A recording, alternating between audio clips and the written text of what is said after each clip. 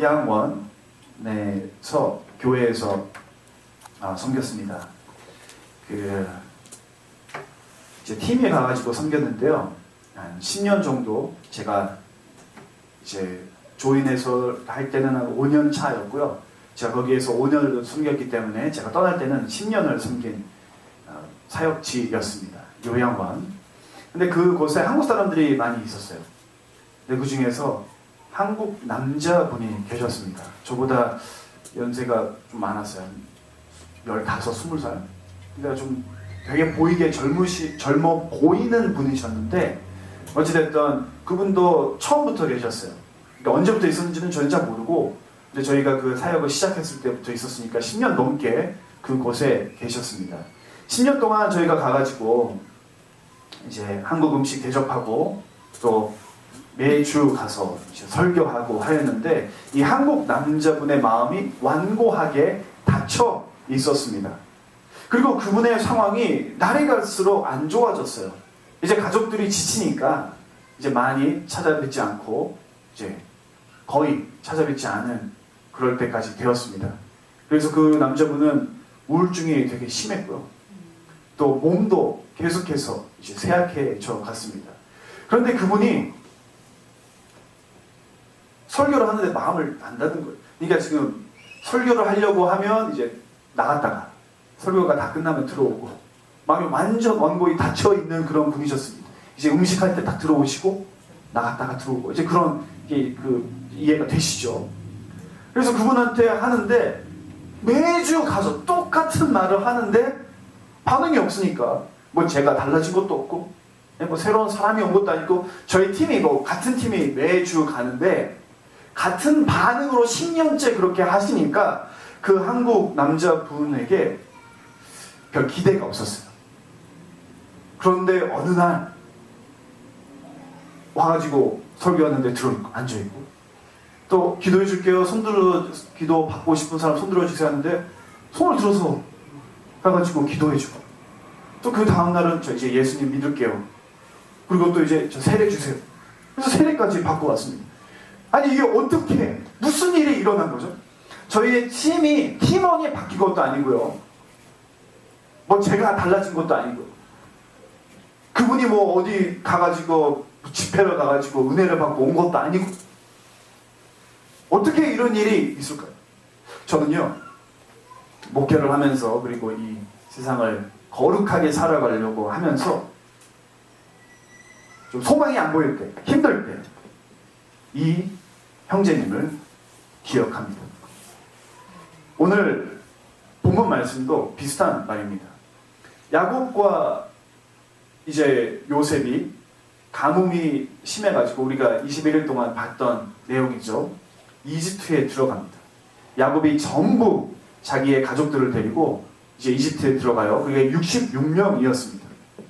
그리고 이집트에서 생활을 한 지 얼마나 시간이 흘렀는지 아십니까? 430년. 430년이라는 시간 엄청 긴 세월이죠. 430년 진짜 길어요. 거기에 430년 동안 이집트에서 지냈고요. 66명이었던 자들은 이제 240만 명, 2.4 million people 그렇게 사람이 늘어났습니다. 그런데 이스라엘 사람들은 이집트에서 400년 이상을 살았는데 이집트의 한 일원이 되지는 않았습니다. 그들은 또 이집트와 다르게 구별되어서 살았어요. 고센 땅이라는 곳에 살았는데요. 그 이유는 이집트의 사람들이 유목민종들을 부정하게 여겨서 이집트와 섞여 살지 않았습니다. 그런데 이 이스라엘 사람들이 숫자가 자꾸 커지고 200만 명이 넘게 이렇게 사람이 커지니까 이집트 사람들이 이스라엘 사람들을 두려워했습니다. 그리고 어느 시기 때부터는 미워하기 시작했어요. 그래서 그들을 종 삼아가지고 아주 힘든 노동을 시키기 시작하였습니다. 그런데 이거를 보면요, 참 이상한 부분이 있어요. 그게 출애굽기 1장 8절의 내용인데 우리 함께 읽어볼까요? 요셉을 알지 못하는 새 왕이 일어나서 이집트를 다스리게 되었다. 그 왕이 자기 백성에게 말하였다. 이 백성 곧 이스라엘 자손이 우리보다 수도 많고 힘도 강하다. 다음 구절까지 읽어볼까요?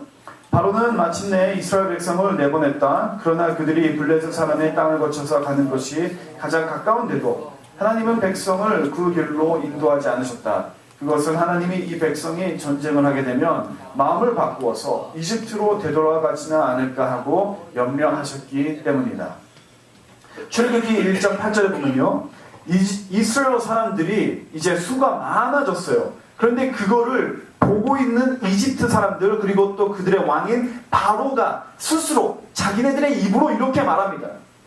우리들보다 이스라엘 사람들은 수도 많고 더 강한 민족이 되었다. 자, 누가 더 강해요? 이집트가 더 강합니까? 이스라엘이 더 강합니까? 이스라엘이 더 강하다. 이스라엘에도 수가 많다라고 이집트의 왕이 스스로 그렇게 고백을 하고 있는 거예요. 그런데 이스라엘 사람들은 자기네보다 더 수도 적고 더 약한 민족이 종살이를 지금 당하고 있는 것입니다. 근데 이 이스라엘 사람들의 이 attitude, 이 마음이 잘 변하지가 않아요. 그래서 성경은 이들을 가리켜 고집센 자들이라고 합니다. 이제 나중에 시간이 많이 지나가지고, 아직 시간이 많이 몇 주가 지나서 이제 이집트 땅에서 해방되어 나오는 그 이스라엘 사람들도 그들의 애티튜드가 변하지 않습니다. 그래서 하나님이 그들을 염려하셔서 전쟁을 치르지 못하니 돌아가게 하나님께서 인도해 주십니다. 이들은 이집트에 살 때도 자기들에 대해서 나 못해, 나 이거 이겨내지 못해, 그렇게 하였는데 끝까지 자기 스스로를 의심하고 자기와 함께 하시는 하나님을 의심하였는데 해방되어 나오는 그때도 의심하였고 자기들 멋대로 하였고요. 잘 변하지 않았습니다. 또 광야에 가서도 잘 변하지 않았죠. 그래서 이 모세도 이 백성들이 못 믿어왔습니다. 모세가 이집트의 왕자였을 때 그가 자기는 이스라엘 사람인 걸 알았거든요. 그래서 이집트를 이제 고센 땅 이제 그 근처로 이렇게 돌아다 보니까 이집트의 한 사람이 이스라엘 사람을 괴롭히고 있었어요. 그래서 그거를 보고 정의감이 불타올라 그 이집트의 사람을 죽였습니다. 이제 모세를 중심으로 이집트의 그 억압을 뒤집고 해방될 수 있는 그런 뭔가가 계기가 될 수 있었던 것이죠. 그런데 그 다음날 가서 이스라엘 사람들이 서로 싸우는 것을 보고 서로 그렇게 하지 마세요, 그렇게 말을 하는데 그가 뭐라 그랬죠? 누가 당신을 우리의 지도자와 재판관으로 세웠단 말이오. 이 말을 듣고 모세가 굉장히 실망했습니다. 또한 여기에서 이렇게 있으면 바로한테 잡혀가지고 죽겠구나. 그래서 도망가 버립니다. 이 도망간 모세에게 40년 뒤에 하나님께서 나타나십니다. 그리고 모세에게 말합니다. 야, 이제 돌아가서 나의 백성 이스라엘 사람들을 이집트의 종살이로부터 해방해 구원하게 인도하여라. 그러니까 모세가 그들에게 돌아가서 그들을 이끌어 나갈 수 있는 그 자신이 없었습니다. 그래서 모세가 계속 말하죠. 하나님, 제발 부탁이니까 저 보내지 말고 다른 사람을 보내주십시오. 모세가 무엇을 두려워했을까요? 아니나 다를까 모세가 돌아가가지고 다 인도에 난 뒤 광야에서 이 자들은요 결국에는 모세를 대적하고 계속 모세와 적대하는 것을 볼 수 있습니다. 자, 사랑하는 여러분, 이 이스라엘 사람들, 이들이 갖고 있는 attitude, 그들의 성향, 그들의 상황 변하지 않아요. 깝깝해요. 이 사람들이 잘 변하지 않는다. 고집불통인 사람들입니다. 하나님이 진짜 아주 나중에 보겠지만 홍해를 갈라가지고 구원해 주시는데 그거를 보고도 바뀌지 않는 사람들. 그런데 지금 이런 기적을 체험하기도 전에 있었던 이 사람들을 데리고 모세한테 야, 너네 이 사람들 데리고 이집트의 그 종살이로부터 해방될 수 있도록 인도에 가라 그러니까 그걸 얼마나 모세는 하고 싶지 않았겠어요. 해보려고 했죠. 자기가 청년이었을 때, 40이었을 때 해보려고 했는데 안 되었던 것입니다. 그러니까 모세는 하고 싶지 않았어요. 왜냐? 사람과 상황이 깝깝했기 때문에 그렇습니다. 그런데 사랑하는 여러분, 이 고집불통인 이 사람들의 이야기를 통해 오늘 하나님께서는 우리에게 소망을 주시고 계십니다. 오늘 본문 말씀을 보면요, 이들에게 소망이 있었던 이유가 세 가지입니다. 그리고 이들의 이야기를 통해 우리가 소망을 갖게 되는 데에는 세 가지 이유가 오늘 나옵니다. 첫째, 24절에서 하나님이 그들의 탄식하는 소리를 들으셨다. 그들의 기도 소리를 들은 것이 아닙니다. 그들의 탄식함, 아 힘들어, 나 못해, 나 죽겠다, 나 지금 왜 이런지 모르겠어, 짜증나 죽겠네, 그런 온갖 그 탄식, 불평, 못한다는 소리를 하나님께서는 들으신 것입니다. 또 두 번째, 아브라함과 이삭과 야곱에게 세우신 하나님의 언약을 하나님께서 기억하셨다라는 것입니다. 또 세 번째, 이스라엘 자손의 종살이를 하나님께서 보시고 그들의 처지를 생각하셔서 그들을 긍휼히 여기셨다라는 것입니다. 사랑하는 여러분, 그들에게 소망이 있었던 이유는요, 사람과 상황이 특별히 변해서가 아닙니다. 그들에게는 달라진 것이 하나도 없었습니다. 그런데 이들에게 소망이 있었던 것은요, 하나님이 그들의 소리를 들으셨고 하나님이 하나님의 약속을 기억하셨고 하나님이 그들을 보시고 긍휼히 여기셨기 때문에 그렇습니다. 사랑하는 여러분, 우리도 이들과 별 차이가 없어요. 저도 다를 거 같지 않죠. 저도 다르잖아요. 저도 저 스스로 보면요, 이들과 별 차이가 없어요. 저도 못하고 못해요. 제가 어떻게 합니까? 그 애투, 그 믿음을 갖고 막 담대히 나아가가지고 막 큰 무리를 하나님께 돌아오게 하고 그럴 믿음도 없고요. 저는 두렵고요, 떨리고요. 저희 주위에 있는 사람들 보십시오. 가족 원들을 보고, 교회의 원들을 보고, 우리의 이웃들을 보십시오. 우리의 주위에 있는 사람들을 보십시오. 한 사람 한 사람 따져보면 이렇게 말씀드려서 죄송하지만 다 구제불능입니다. 우리도 다, 여러분들도 다 구제불능입니다. 그런 구제불능들을 데리고 건강한 가족을 세우려고 하니, 이런 우리들이 함께 모여 성령에 충만한 교회를 세우려고 하니, 이런 우리들, 그런 아이들을 데리고 좀 거룩하게 교육을 하려고 하니 우리들을 보고 우리의 상황을 보고 하면 깝깝한 것입니다. 사랑하는 여러분, 도망가고 싶죠? 못해요. 못합니다. 모세처럼 사람을 보니, 상황을 보니 변하지 않고, 사랑하는 여러분, 그리고 그것이 사실입니다. 이것은 진리입니다. 여러분들의 고집을 꺾기란 불가능합니다. 나의 고집을 꺾기란 불가능합니다. 사랑하는 여러분, 여러분들이, 그리고 여러분들의 상황이, 여러분들의 주위의 사람들이 좀 개조되는 것을 기대한다 그러면 여러분들은 반드시 실망하게 될 것입니다. 이스라엘 사람들 보십시오. 그 많은 일을 겪어놓고 왜 이러는 거야 도대체? 그런 말 딱 나오게 생겼습니다. 아니, 교회에서 그렇게 은혜 받아놓고 왜 그러는?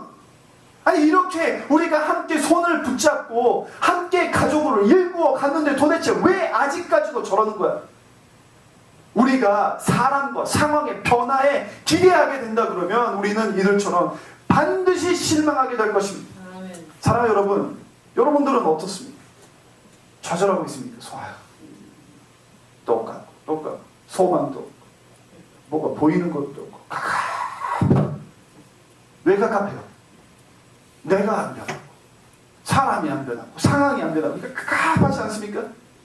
사랑하는 여러분, 그런데 이 갑갑한 자들, 정말 이스라엘 사람들은요, 성경에서 의도적으로 이렇게 기록하고 있습니다. 여러분들 실수하지 않고 착각하지 말라고 성경에서는 반복하여서 말을 하는 것이 이스라엘 사람들처럼 고집불통인 자들도 없었고 깝깝한 자들도 없었고 소망 없던 자들도 없었습니다.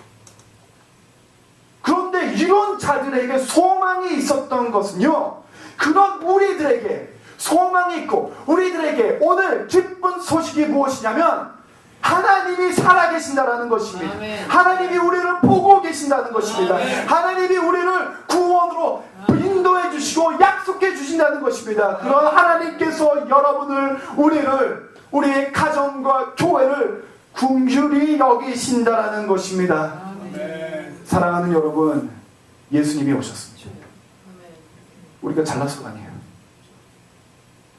내가 뭘 열심히 잘해서 뭔가 변화돼서 그 요양원에 있었던 한국 분이 마음이 변한 게 아니에요.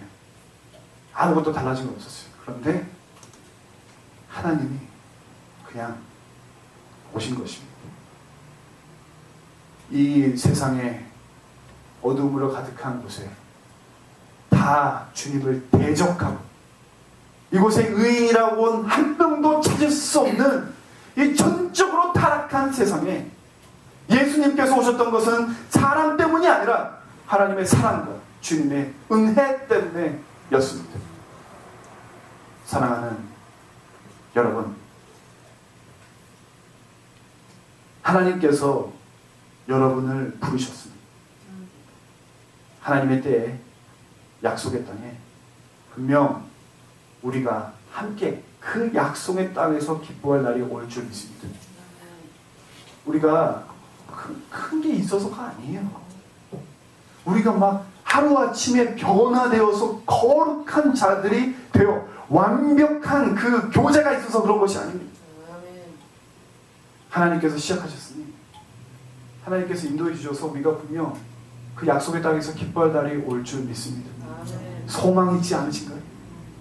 소망 있지 않으세요? 여러분들의 가정에 천국이 임하고 이 교회가 정말 하나님의 나라를 맛보게 되는 그 펠로십이 되고 소망 있지 않으십니까 여러분? 내가 뭐 잘나서가 아니에요.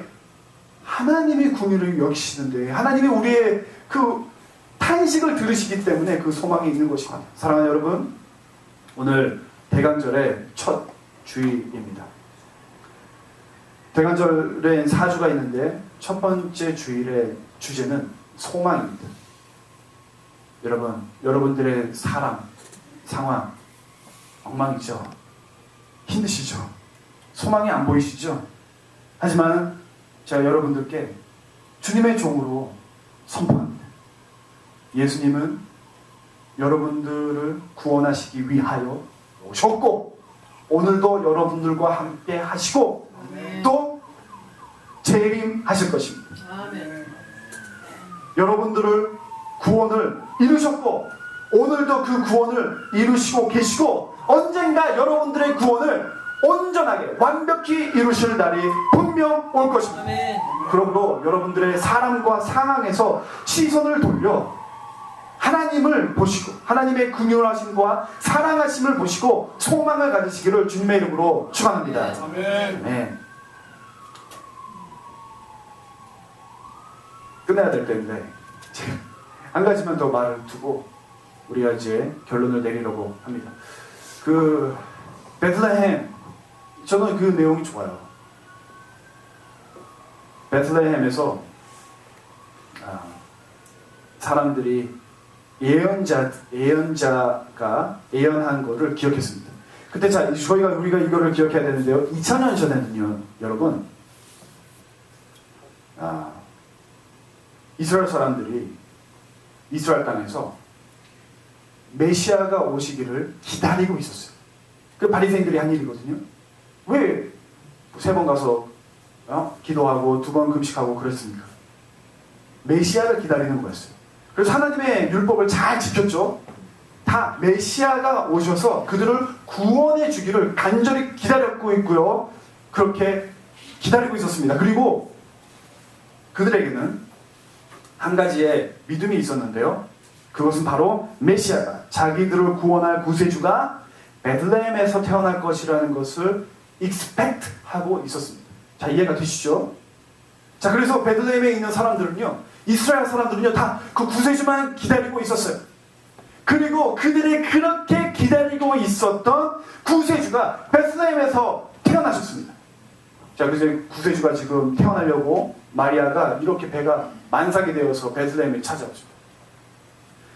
그런데 그 만삭이 된 마리아가 베들레헴에서 아기를 놓을 그 집을 찾지를 못했습니다.